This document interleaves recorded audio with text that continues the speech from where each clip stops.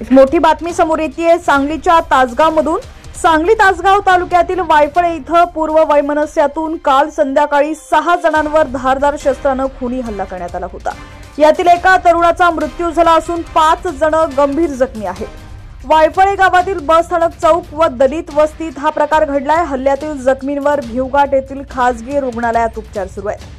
बातमी सविस्तर पाहूया त्याआधी तुम्ही HPN मराठी न्यूज चॅनल पहिल्यांदाच पाहत असाल आणि अजूनही चॅनलला सबस्क्राइब केलं नसेल तर नक्की सबस्क्राइब करा, जेणेकरून आमचे अपडेट्स लवकरात लवकर तुमच्यापर्यंत पोहोचतील। उपचार दरम्यान ओंकार उर्फ रोहित संजय फाळके वय 24 या युवकाचा मृत्यू झालाय।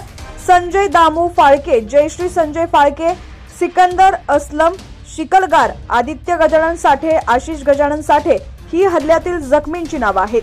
या हल्ल्यातील मुख्य आरोपी हा बरेच वर्षांपासून पुणे इथं राहिला असून रेकॉर्डवरचा आरोपी आहे। त्याच्या तपासासाठी विविध पथकं तयार करण्यात आली असून ती आरोपीच्या मागावर आहेत।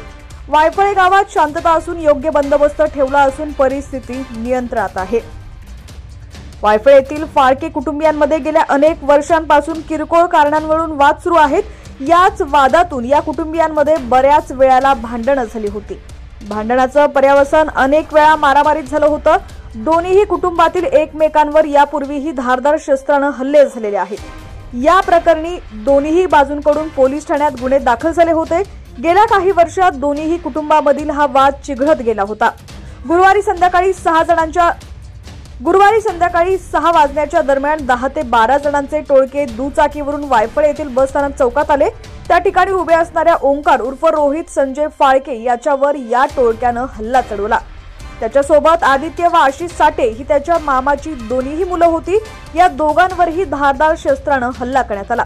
आदित्य व आशिष गंभीर जखमी अवस्थेत बस स्थानक चौकातच रक्ताच्या थारोळ्यात पडले होते, तर रोहित हा आपल्या घराकडे पळून जाण्यात यशस्वी झाला। दरम्यान बस स्थानक चौकात बसलेल्या सिकंदर शिकलगार याच्यावरही या टोळक्यानं विनाकारण हल्ला केला।